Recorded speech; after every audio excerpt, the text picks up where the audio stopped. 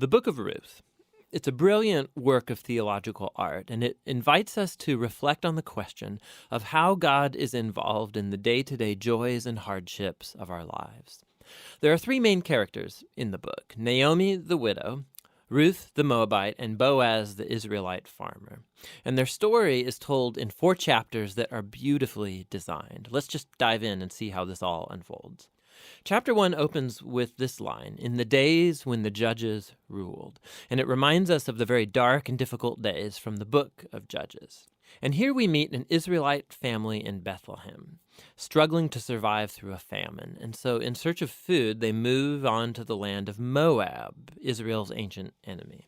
And there the father of the family dies, and the sons marry 2 Moabite women, Ruth and Orpah. And then the sons, they die too. And so they leave only Naomi and these new daughters-in-law. And so Naomi, she has no reason to stay anymore. And so she tells her new daughters-in-law that she's moving back home. And Naomi, she knows that the life of an unmarried foreign widow in Israel is going to be very hard. And so she compels the women to stay behind. Orpah agrees, but Ruth does not. She shows remarkable loyalty to Naomi, and she says, "Wherever you go, I'm going to go. Your people will become my people, and your God will become my God." And so the two of them return to Israel together. And the chapter concludes with Naomi changing her name to Mara, which means bitter in Hebrew, and she laments her tragic fate.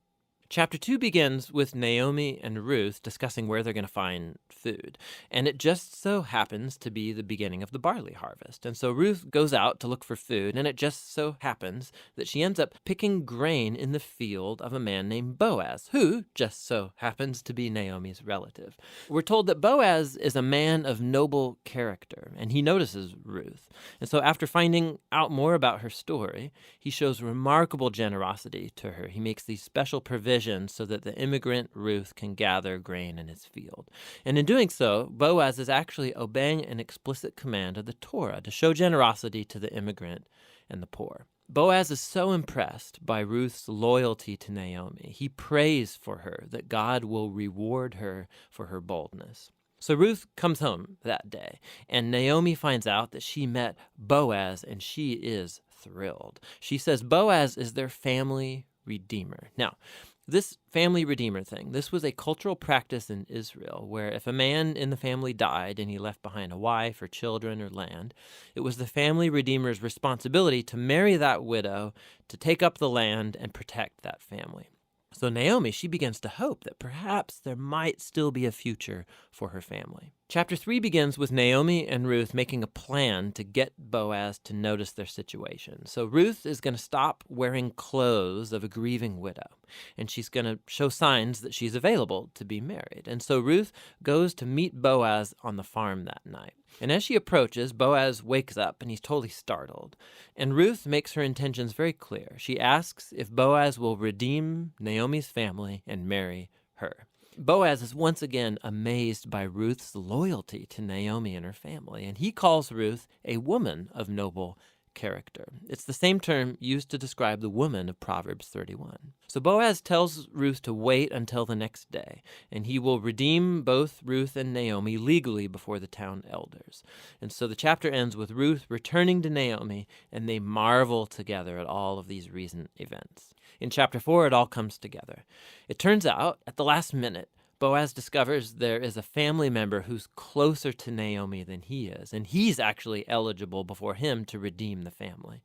But at the last second, this family member finds out that he's going to have to marry Ruth, the Moabite, and so he declines. But Boaz, remember, he knows Ruth's true character, and so he acquires the family property of Naomi, and he marries Ruth. And so just at the beginning, how Ruth was loyal to Naomi's family, so now Boaz is loyal to Naomi's family as well. The story concludes with a reversal of all of the tragedies from chapter 1. So the death of the husband and the sons is reversed as Ruth is married again and gives birth to a new son, granting joy to Naomi. And this symmetry between the opening and the closing, it's even more remarkable. So remember, the opening tragedy was followed by a great act of loyalty on the part of Ruth.